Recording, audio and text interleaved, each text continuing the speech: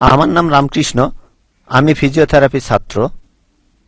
আমার প্রশ্ন হলো, আল্লাহর আদম হাওয়াকে সৃষ্টি করার কি প্রয়োজন ছিল, অথবা এই বিশ্ব জগৎ এগুলো সৃষ্টি করে কি উপকার পাবেন? আমার দ্বিতীয় প্রশ্ন হলো, সবকিছুই কেউ সৃষ্টি করেছে, তাহলে ঈশ্বর তাকেও অবশ্যই কেউ সৃষ্টি করেছে। আল্লাহ শব্দটার অর্থ কি? ভাই 3টা প্রশ্ন করেছেন। প্রথম প্রশ্নটা, আল্লাহ কেন আদম হাওয়াকে সৃষ্টি করলেন, এই সৃষ্টি করার কারণটা কি, বিশ্বজগৎ সৃষ্টির কারণ কি? আল্লাহ সৃষ্টি করেছেন আদম আর হাওয়াকে, তারা দুজনে শান্তিতে থাকুন, যাতে করে মানুষ যাতে আসতে পারে। তারা আমাদের সবার পূর্বপুরুষ। পবিত্র কোরআনে সূরা হুজুরাতের 13 নম্বর আয়াতে উল্লেখ করা হয়েছে, ইয়া আইয়ুহান নাসু ইন্না খালাকনাকুম মিন যাকরিন ওয়া জাআলনাকুম শুবা ওয়া কাবাইলা লিতারাফু ইন্না আকরামাকুম ইনদাল্লাহি আতকাকুম ইন্নাল্লাহা আলিমুল খাবীর। হে মানুষ জাতি, আমি তোমাদের সৃষ্টি করেছি এক পুরুষ ও এক নারী হতে, আর তোমাদের বিভক্ত করেছি বিভিন্ন জাতি আর গোত্রে, যেন তোমরা অন্যের সাথে পরিচিত হতে পারো। এই জন্য নয় যে অন্যকে ঘৃণা করবে। আর আল্লাহর কাছে অধিক মর্যাদা সম্পন্ন সেই ব্যক্তি যার আছে তাকওয়া। আল্লাহ যেটার মাধ্যমে মানুষের বিচার করেন, টাকা পয়সা নয়, গায়ের রং নয়, জাতি বা গোত্র নয়, ধর্মমত নয়, সেটা হলো তাকওয়া। সেটা হলো আল্লাহকে মানা, ন্যায়পরায়ণতা, ধার্মিকতা। তাহলে আদম আর হাওয়া আলাইহিস সালাম তারা আমাদের সবার পূর্বপুরুষ, আপনারও পূর্বপুরুষ, আমারও পূর্বপুরুষ, সব মানুষের। সেজন্য আপনাকে ভাই বলে ডেকেছি। ভাই, সব মানুষ ভাই ভাই। আল্লাহ বলেছেন, ইয়া আইয়ুহান নাস, হে মানুষ জাতি। আর পবিত্র কোরআনে সূরা ইসরার 70 নম্বর আয়াতে উল্লেখ করা হয়েছে, ওয়া লাকাদ কাররামনা বানি আদামা। আল্লাহ তাআলা মর্যাদা দিয়েছেন সব আদম সন্তানকেই। হোক আপনি জন্ম নেন ইন্ডিয়ায়, আমেরিকায়, ইংল্যান্ডে, জন্মান কোন হিন্দু পরিবারে বা মুসলিম পরিবারে বা খ্রিস্টান পরিবারে, আল্লাহ বলেছেন তিনি সব মানুষকে মর্যাদা দিয়েছেন। মানুষে জন্মালে আল্লাহ তাকে মর্যাদা দেবেন। সে হোক আপনার নাম জাকির, আব্দুল্লাহ, রামু, শঙ্কর, মানুষে জন্মালে আল্লাহ মর্যাদা দেবেন। আপনার প্রশ্নতে আসি, কেন আল্লাহ তাআলা মানুষ সৃষ্টি করলেন? আল্লাহ মানুষ সৃষ্টি করেছেন কারণ আল্লাহ বলেছেন মানুষ হলো আল্লাহ সৃষ্টির মধ্যে সেরা। আল্লাহ তাআলা অন্য যা কিছু সৃষ্টি করেছেন তা আল্লাহকে মানে। ফেরেশতা সৃষ্টি করেছেন, আল্লাহ যে আদেশই দেন ফেরেশতাগণ সে আদেশ পালন করেন, তাদের নিজস্ব ইচ্ছা নেই। মানুষ হলো আল্লাহ তাআলার এমন এক সৃষ্টি যার নিজের ইচ্ছা আছে। আমরা তার কথা মানতেও পারি, নাও মানতে পারি। তাই আল্লাহ আমাদের সৃষ্টি করেছেন, আমরা হলাম তার সৃষ্টির সেরা, আশরাফুল মাখলুকাত। তবে আমরা আল্লাহ তাআলার কথা মানতে পারি, নাও মানতে পারি। যদি আল্লাহর আদেশ মানেন তাহলে জান্নাতে যেতে পারবেন, তাহলে বেহেশতে যাবেন, স্বর্গে যেতে পারবেন। যদি আদেশ না মানেন তাহলে জাহান্নামে যাবেন, দোজখে যাবেন। তাহলে এই জীবনটা পরকালের জন্য পরীক্ষা। পবিত্র কোরআনে সূরা মুলকে 2 নম্বর আয়াতে উল্লেখ করা হয়েছে, আল্লাযী খালাকাল মাউতা ওয়া হায়াতা। আল্লাহ তাআলা সৃষ্টি করেছেন জীবন ও মৃত্যু তোমাদের পরীক্ষা করার জন্য। তাহলে এই জীবনটা হলো পরকালের জন্য পরীক্ষা। তাহলে আল্লাহ মানুষ সৃষ্টি করেছেন। আর আল্লাহ বলেছেন সূরা জারিয়াতের 56 নম্বর আয়াতে উল্লেখ করা হয়েছে, ওয়া মা খালাকতুল জিন্না ওয়াল ইনসা ইল্লা লিয়াবুদুন। আমি সৃষ্টি করেছি জিন ও মানুষকে যেন তারা আমার ইবাদত করে। তাই আমাদের উচিত আল্লাহ তাআলার আদেশ নিষেধগুলো মেনে চলা। তাহলে আমরা আল্লাহ সুবহানাহু ওয়া তাআলার অন্যরকম সৃষ্টি যার নিজস্ব ইচ্ছা আছে। আমরা আল্লাহ তাআলার আদেশ মানতে পারি, আবার নাও মানতে পারি। অন্যান্য সকল সৃষ্টি যেমন তারা, গাছ, পাহাড়, পবিত্র কোরআন বলছে তারা আল্লাহ তাআলাকে সেজদা করে, তার সামনে নতজানু হয়, আল্লাহকে মানে। আমাদের স্বাধীন ইচ্ছা আছে, আল্লাহ আমাদের এই স্বাধীন ইচ্ছা দিয়েছেন। এই স্বাধীন ইচ্ছা নিয়ে যদি আল্লাহকে মানেন আপনি তাহলে ফেরেশতাদের উপরে চলে যাবেন। আর যদি আল্লাহ তাআলাকে না মানেন তখন হবেন শয়তানের সহযোগী। আল্লাহ আমাদের সৃষ্টি করেছেন পরকালের পরীক্ষার জন্য। আপনার দ্বিতীয় প্রশ্নে আসি, সবকিছুর একটা স্রষ্টা আছে, আল্লাহকে বানিয়েছে কে? যদি কেউ বলে সবকিছুরই একটা স্রষ্টা আছে, কথাটা ঠিক নয়। সব সৃষ্ট জিনিসের স্রষ্টা আছে। আল্লাহ তাআলার সংজ্ঞা হচ্ছে তাকে কেউ সৃষ্টি করেনি। যখনই বলবেন কে আল্লাহকে বানিয়েছে, সে আল্লাহ নয়। আল্লাহ তাআলার সংজ্ঞা হচ্ছে তিনি সৃষ্টি হননি। ধরেন এক লোক আপনাকে বলল যে ভাই, আমার বন্ধু জন, সে হাসপাতালে ভর্তি হয়েছে, সে একটা বাচ্চার জন্ম দিয়েছে। বলতে পারবেন এই বাচ্চাটা ছেলে না মেয়ে? বলতে পারবেন? চেষ্টা করেন, দেখেন। পারবেন না কেন? মাইক্রোফোনটা অন করেন। ছেলে না মেয়ে? হ্যাঁ না। ধরেন ভাই জন, সে হাসপাতালে ভর্তি হয়েছে, সে একটা বাচ্চার জন্ম দিল। এই বাচ্চাটা ছেলে না মেয়ে? আপনি বলতে পারবেন? না। 50% চান্স ছেলে না মেয়ে। লোকজন সবাই হাসছে কেন? বলতে পারবেন? পারবেন না কেন? যে উত্তরই বলেন সেটা কি ঠিক হবে? চেষ্টা করে দেখেন, যে বাচ্চাটা জন্মালো সে কি ছেলে না মেয়ে? চেষ্টা করেন। মেয়ে। মেয়ে। ভাই, পুরুষ লোক কি বাচ্চার জন্ম দিতে পারে? হ্যাঁ, এখানে আপনি ভুল করেছেন।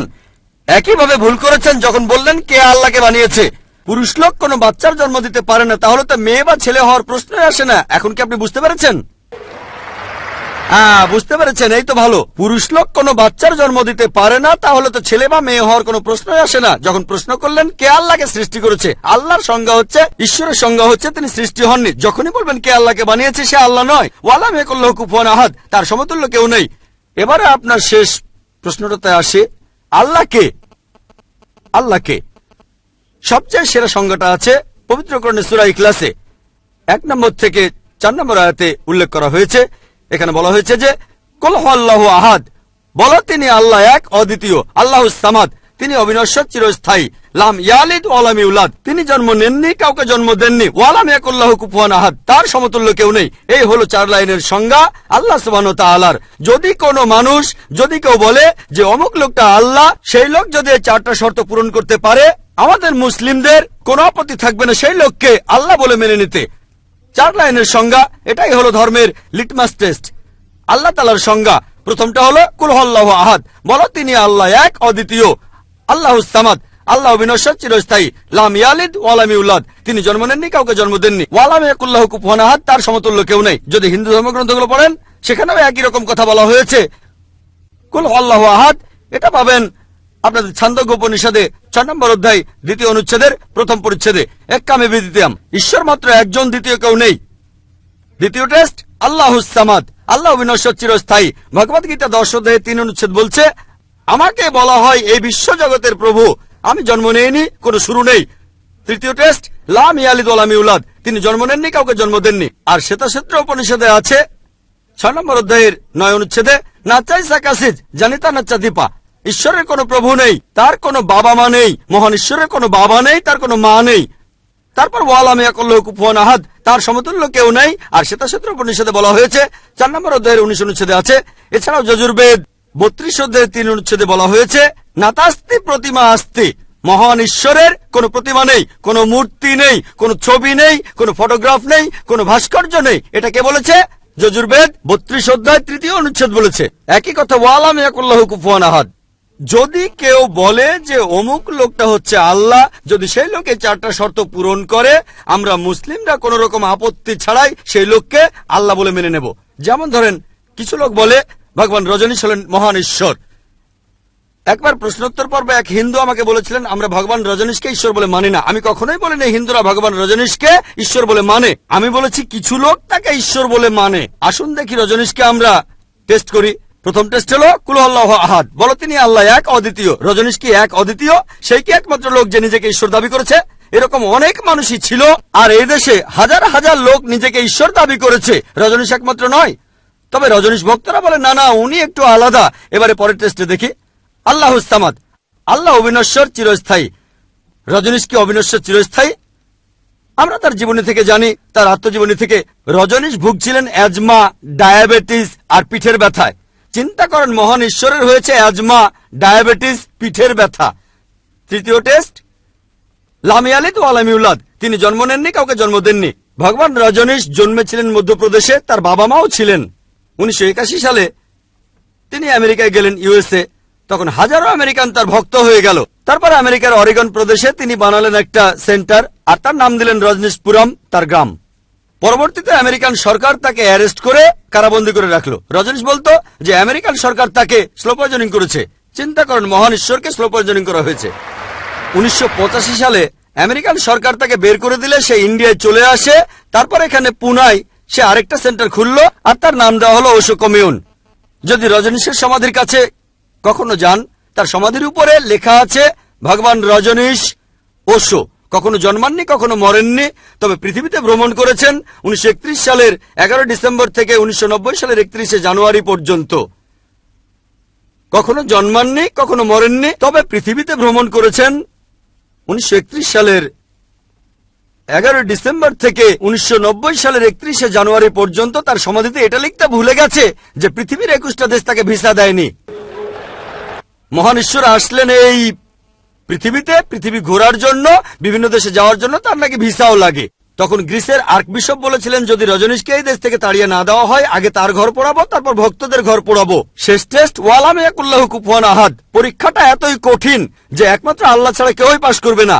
যখনই আল্লাহর সাথে কারো তুলনা করবেন, সে আল্লাহ নয়। ওয়ালাম ইয়াকুল্লাহু কুফুয়ান আহাদ। এখন ভগবান রজনীশ অন্য অনেক মানুষের মতো মুখে দাড়ি ছিল, একটা নাক, দুটো চোখ, দুটো কান, দুটো হাত। যখন আল্লাহর সাথে পৃথিবীর কোনো কিছুর তুলনা করবেন, সে আল্লাহ নয়। ওয়ালাম ইয়াকুল্লাহু কুফুয়ান আহাদ। যদি কেউ বলে যে আল্লাহ তাআলা 1000 গুণ বেশি শক্তিশালী, আপনারা কি শোয়ার্জনেগারের নাম শুনেছেন? এই লোকের নাম কখনো শুনেছেন? কখনো শুনেছেন তার নাম? এই লোক একটা সময় ছিল মিস্টার ওয়ার্ল্ড, মিস্টার ইউনিভার্স, পৃথিবীর সবচেয়ে শক্তিশালী লোক, বিশ্বজগতের সবচেয়ে শক্তিশালী লোক। যখনই আল্লাহকে তুলনা করবেন কোনো কিছুর সাথে, হোক সেটা আর্নল্ড শোয়ার্জনেগার, হোক সেটা দারা সিং, হোক সেটা কিং কং, হোক সেটা 1000 গুণ বা লক্ষ গুণ, যখনই আল্লাহর সাথে পৃথিবীর কোনো কিছুর তুলনা করবেন, সে আল্লাহ নয়। ওয়ালাম ইয়াকুল্লাহু কুফুয়ান আহাদ। তার সমতুল্য কেউ নাই। তাহলে এই হলো 4 লাইনের সংজ্ঞা আল্লাহ সুবহানাহু ওয়া তাআলার পবিত্র কোরআনে আছে। আপনি যে ঈশ্বরের পূজা করছেন, ভাই, সেই ঈশ্বরকে সূরা ইখলাস দিয়ে টেস্ট করুন। যদি তিনি পাশ করেন, তাহলে সত্যিকারের ঈশ্বর, তা না হলে নকল ঈশ্বর।